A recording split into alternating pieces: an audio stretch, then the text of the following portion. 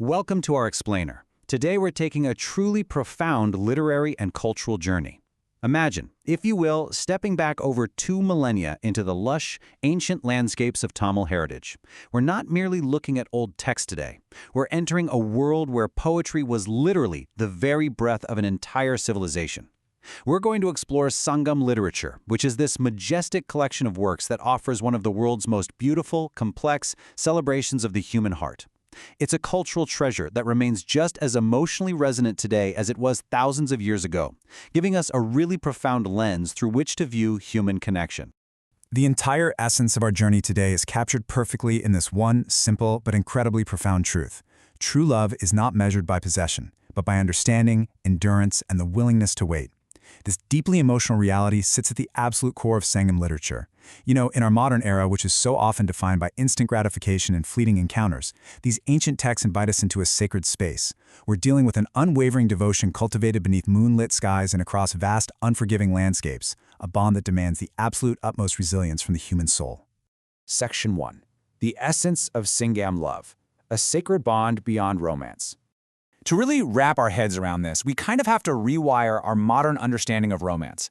We are so accustomed to tales of fleeting physical attraction, right? That basic everyday spark between two people. But the Sangam poets, they envisioned something far, far deeper. To them, love, or agam, was a sacred confluence of enduring human values. It was never depicted merely as a tale of two hearts beating fast in a brief moment of passion. Actually, it was an intertwining of souls, built on a foundation that demands the absolute best of the human spirit over an entire lifetime. You see, this ancient love is built on a totally unshakable foundation. Trust, patience, respect, waiting, sacrifice, and a really profound emotional maturity. These concepts aren't just themes, they are the literal bedrock of Sangam poetry. The lovers in these ancient poems endure the agony of separation with an incredible, quiet patience. They cherish their eventual reunions with deep gratitude rather than any sense of entitlement. It's a love that is deeply mature, requiring immense sacrifice and an unwavering, quiet loyalty from both partners. Moving on to Section 2, the intelligent, confident Thalaivi, the voice of the heroine. At the very heart of this incredible literature is the Thalaivi. And let me tell you, she is absolutely no passive damsel in distress waiting to be swept off her feet. Instead, she is an intelligent, autonomous, and remarkably confident woman. When you look across the spectrum of ancient literary traditions globally, the depiction of women is so often marginalized. But here, the heroine's feelings are elevated with incredible depth, nuance, and profound respect, establishing a staggering level of agency for the ancient world. Her agency is just staggeringly progressive. She is, first and foremost, a thinking person. She's a decision maker, actively guiding her own independent choices and steering her own destiny. She openly expresses her joy, her sorrow, and her longing with incredible wisdom and fierce courage. She stands proudly as the intellectual equal of the honorable hero, the Thalaivi, who loves her with equal loyalty and dignity. She knows her own mind, and her voice rings so clearly across the centuries. Section 3, the power of nameless lovers, anonymity in Agam poetry. Now, this brings us to a really fascinating literary mystery. Think about it. In all these sweeping, emotionally charged romantic epics of the Sangam era, the names of the lovers are never mentioned. There is no Tamil Romeo, no Juliet. Why would these master poets intentionally omit the very identities of their main characters? It seems completely counterintuitive to how we tell stories today, right? Today, specific names and personal details are the exact things that anchor our attention. So what's going on here? Well, instead of specific names, the poets utilized archetypal social roles to structure their narratives. We have the Thalaivi, the honorable hero, and the Thalaivi, the heroine. But crucially, they are surrounded by this vital social support system that actually drives the emotional plot. The Tozi acts as the essential confidant, a friend who guides the heroine's emotional choices and often speaks truth to power on her behalf.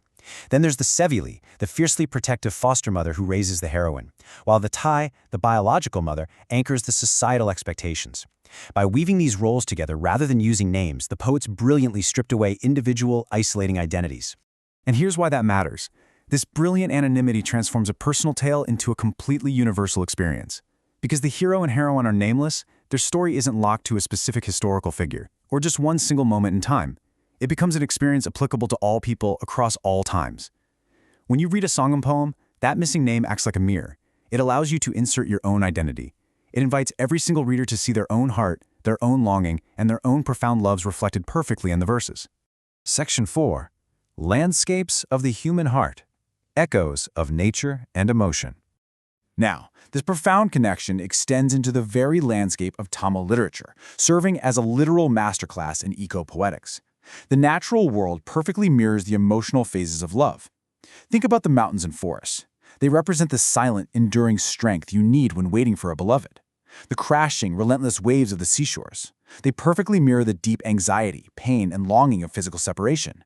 The fertile, blossoming fields symbolize the profound sweetness and flourishing joy of lovers finally reuniting.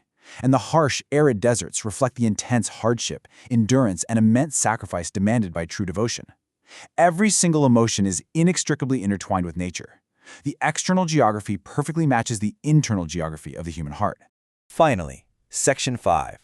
An eternal, universal echo. 2,000 years later. You know, when we study this literature, we aren't just observing the Tamil culture of 2 millennia past. We are peering directly into the timeless architecture of the human mind. The sharp pain of separation, the overwhelming sweetness of coming back together, the quiet dignity of trusting someone entirely, these emotional realities just haven't changed.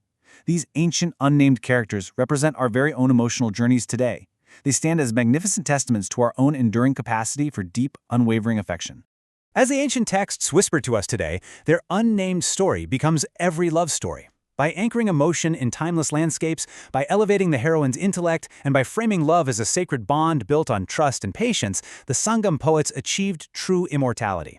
They proved that while empires rise and fall, and while centuries sweep past us, the human heart remains beautifully unchanged. So the next time you experience the flourishing joy of reunion or the quiet pang of separation, ask yourself, which ancient landscape of the heart are you wandering through right now? Thank you for exploring this incredible cultural heritage with me.